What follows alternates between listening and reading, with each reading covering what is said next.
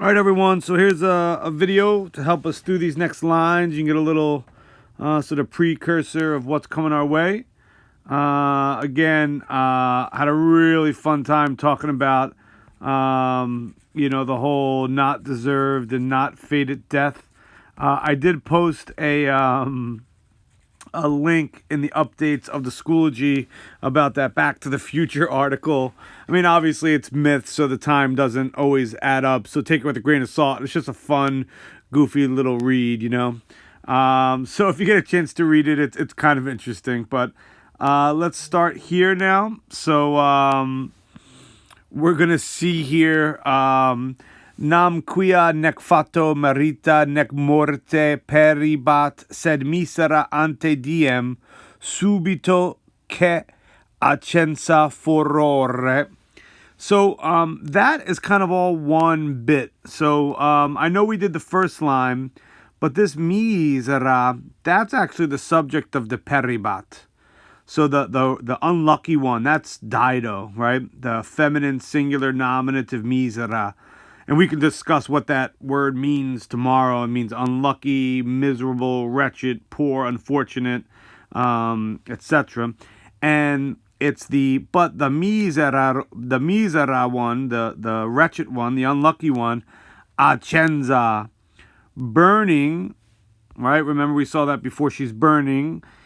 Here it's kind of a double entendre here in the sense that she is burning with passion still, but she's on a funeral pyre, so there's this hint at the flames of a funeral pyre, burning with fury or passion, ablative, right? Subito, suddenly, burning, suddenly, the misera one, suddenly burning with passion, ante diem, before the day, meaning before the day of her death, before the fated day of her death. So if we go back to the beginning, we're going to have nam qui, for since the wretched one burning, since the miserable one, for since but the miserable one was perishing, peribat, was dying, not by fate, nor by ablative, deserved death, right? Death having been deserved, and suddenly burning accenza with fury. Proserpina. So now we have a new subject here. Proserpina non dum, not yet, had not yet obsturat, had not yet taken away. Had not yet taken away what? Had not taken away flavum crinem, had not taken the yellow hair.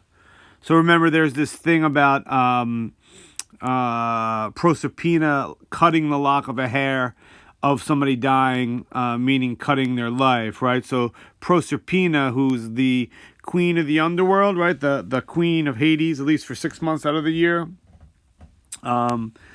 Had not yet, Proserpina had not yet borne away the yellow hair from Ili, from that one, right?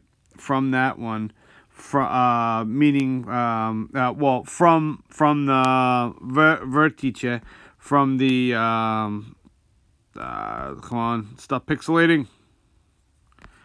Vertex, right? From the top, peak, from the top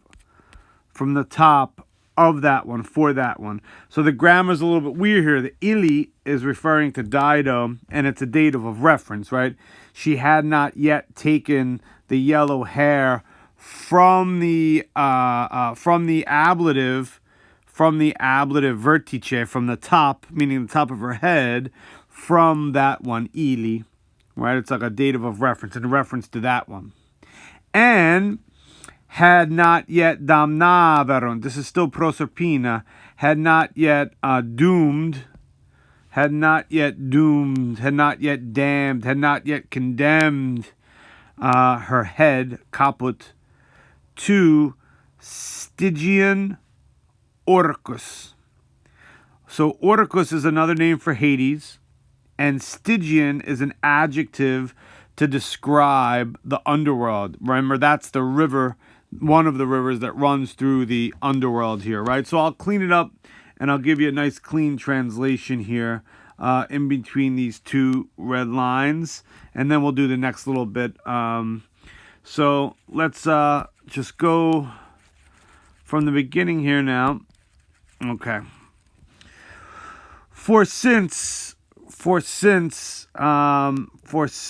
she was dying, peribat, not by ablative fate, nor by deserved death, but wretched before her day, meaning before the day of her death. But she was dying wretched before the day, and suddenly burning with fury, and suddenly subito, and suddenly burning with fury.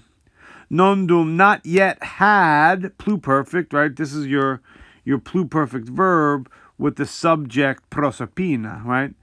Not yet had Proserpina taken away an accusative direct object, flavum crinem, tawny or yellow hair. So I guess Dido is a blonde-headed woman, right? Tawny hair from, motion away from, right? From the top, from her head. And remember, it's ablative of separation because you have that prefix ab, right? From the head of that one or for that one. This is a dative of reference, in reference to her, if that makes sense. Ke, and she, meaning Proserpina, had not yet condemned the accusative neuter head to Stygian Orcus, which is how Hades, right? The underworld. I hope that makes sense, and we can certainly explain it tomorrow in class as well. We'll certainly do more lines tomorrow in class, but I think our conversation was well worth only doing one new line. And again, I think Karen had the win with a very, very brilliant and astute analysis of this. Something that I, who have read this a million times, never really picked up on and looked that way, and it's pretty convincing. So, very, very impressive to me. All right, so let's look at this next piece here. So we're going to now go underneath this red line. Remember, Eris is the goddess of the rainbow, and she's the messenger god for Juno, just like Mercury is the messenger god for Jupiter.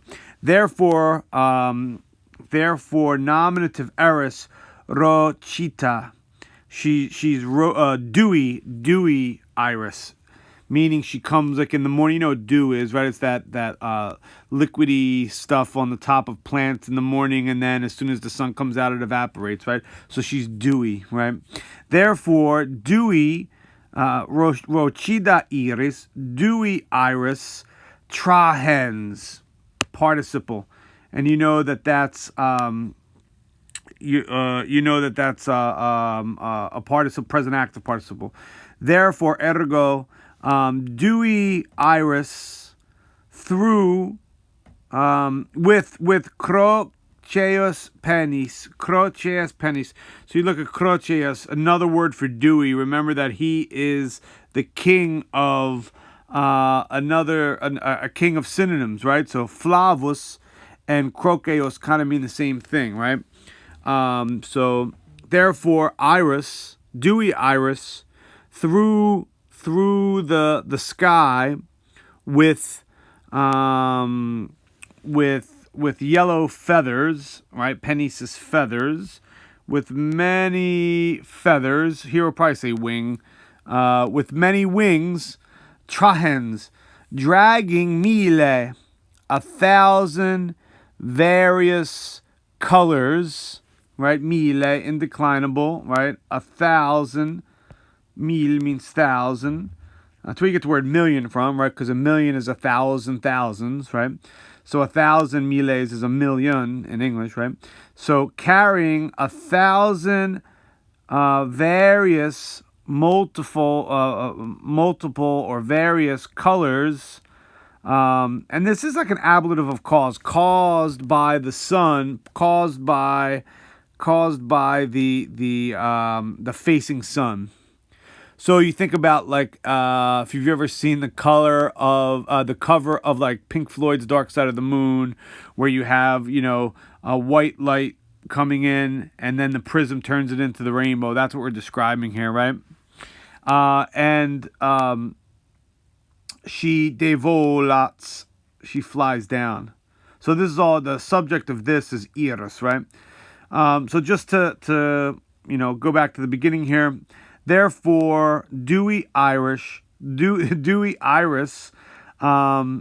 flies down through the sky per caelum by means of ablative yellow wings or yellow feathers, trahens dragging, right, presently actively dragging 1,000 various colors, caused by the facing sun, right? It's an ablative of cause. And what did she do? Astitit. She stood above the caput, the accusative head. She stood above the head. So Iris is going to be sent down to do this cutting. So I think I'm going to end there for today, and then we'll do this last quote at the end here, and then that'll bring us it'll definitely bring us to the end of book 4. So I hope this made some sense to you, and obviously we could certainly, and we will certainly review these lines tomorrow, discuss what they mean. Again, you guys are rock stars. You're doing great work, even when you're not in personal, sort of face-to-face physical class. I think we're having a great end to our trimester, and a great end to this piece of Virgil. And then in the next trimester, we'll do Virgil's depiction of Aeneas in the underworld, which is one of the most famous, and Dido the silent treatment. It's so good. I love this poem so much. It's amazing. All right, so I'm going to sign off. Hopefully you'll get a chance to watch this. I know it's a little bit late, but hopefully you'll have a chance to watch this and kind of be prepared for tomorrow's class. As always, curate ut valiatis. Take care so that you might be well.